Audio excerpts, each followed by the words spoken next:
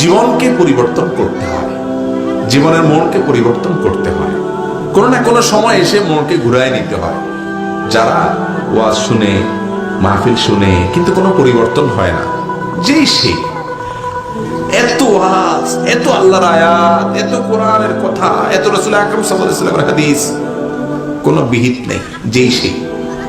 আবার সকালে যায় ওই চার দোকানে আড্ডা, গিবত শেখায়েত, আবার হারাম খাওয়া, আইল ঠেলা, চুরি দাড়ি, চান্স পাইলে মানুষের ঠকানো, গালিগালাজ, ঝগড়া ফাসাদ, মানুষের ক্ষতি করা, নামাজ কালাম নাই, ফিল্ম দেখা, টিভি দেখা, নাটক সিনেমা দেখা, হারামের ভিতরে ডুবে থাকা, আবার যে সে হয়ে গেল।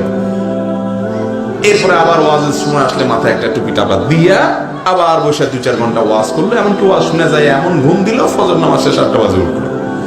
আমরা বেশিরভাগ এই টাইপের মুসলমান না ভাইরা আমার।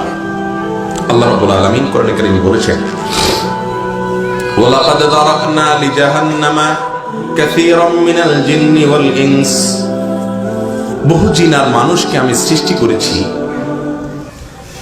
তাদেরকে জাহান্নামে দেয়া হবে এই উদ্দেশ্যে। এদের জন্মই হলো জাহান্নামের জন্য। ওই যে কি একটা সিমেন্ট আছে না, তাদের স্লোগান হলো জন্ম সৃষ্টির লক্ষ্যে। আর এই কপাল পড়া মানুষ এবং জিনের জন্ম জাহান্নামের লক্ষ্যে। কারা তারা? লাহুম কুলুবুল লা ইয়াফকাহুনা বিহা, তাদের অন্তর আছে কিন্তু অন্তর দিয়ে চিন্তা করে না, ভাবে না যে আমি কি করছি। ওয়ালাহুম আ'য়ুনুল লা ইউবসিরুনা বিহা, চোখ আছে কিন্তু চোখ দিয়ে দেখে না, চোখের সামনে মানুষ চলে যাচ্ছে, হারিয়ে যাচ্ছে, আর ফিরে আসছে না, আল্লাহর কাছে চলে যাচ্ছে, অনেক ঘটনা ঘটছে, শিক্ষা নিচ্ছে না। লাহুম আযান ওয়া লাহুম আযানুন লা ইয়াসমাউনা বিহা, কান দিয়া শুনছে আল্লাহর কথা, রাসূলের কথা, কিন্তু ভিতরে ঢুকছে না। এই মানুষগুলোকে আল্লাহ বলেছেন উলাইকা কাল আনআম, তারা চতুষ্পদ জন্তুর মতো, লাহুম আযাল, বরং তার চেয়েও খারাপ। এদেরকে আল্লাহ জাহান্নামের জন্য তৈরি করেছেন। এজন্য আমরা জীবনের পরিবর্তন করতে হবে। কথা শুনলাম, আমল করার জন্য প্রতিজ্ঞা করতে হবে, চেষ্টা করবেন, চেষ্টা করে চলতে যাবেন। কিছুদিন পরে শয়তান হয়তো আবার আপনাকে ঘুরিয়ে দিবে, আবার বিপদে চলে যাবেন, আবার কোনো ওয়াজ শুনবেন, সঙ্গে সঙ্গে আবার ফিরে আসবেন। এভাবে কুস্তি চলবে শয়তানের সাথে। আরে ये কুস্তি তো है उम्र भर की, कभी वो दबा दबा ले, कभी तू दबा ले। শয়তানের সাথে লড়াই চলতে থাকবে, কিন্তু আমার চেষ্টা থাকবে আমি জান্নাতে যাব ইনশাআল্লাহ। চেষ্টা করবেন তো ইনশাআল্লাহ?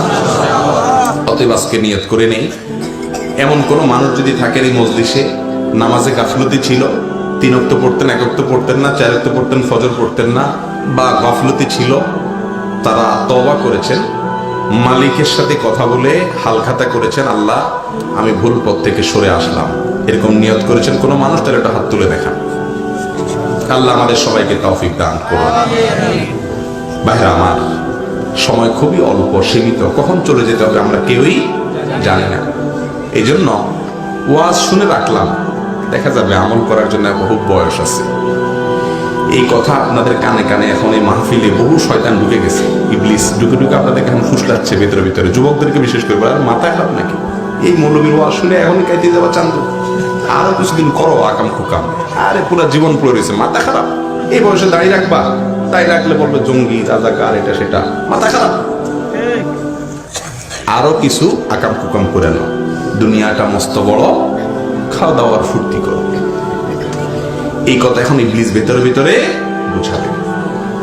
আল্লাহ রাব্বুল আলামিনের কাছে তৌফিক কামনা করেন, মানুষ চাইলেই ফিরে আসতে পারে না।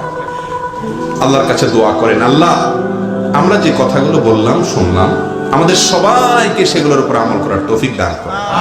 আল্লাহ আমাদেরকে খাঁটি মুসলমান হওয়ার তৌফিক দান করেন। আল্লাহ আমাদেরকে মানুষের মতো মানুষ হওয়ার তৌফিক দান করেন। ভাই আল্লাহ আমাদের দ্বারা যেন কারোর কোনো ক্ষতি না হয়, আমরা যেন মানুষের উপকারে থাকতে পারি, সেই তৌফিক দান করেন। ইয়া আল্লাহ, আমরা যারা নামাজের ত্রুটি আছে, গাফলতি আছে, মালিক আপনি সাহায্য করেন, শয়তানের বিরুদ্ধে আপনি আমাদেরকে জিতায় দেন, আমরা যেন নামাজি হতে পারি। আমাদের মা বোনদেরকে আল্লাহ পর্দা পশিদার সাথে চলার তৌফিক দান করেন। আমাদের চক্ষুগুলোকে আল্লাহ তাআলা হেফাজত করার তৌফিক দান করেন।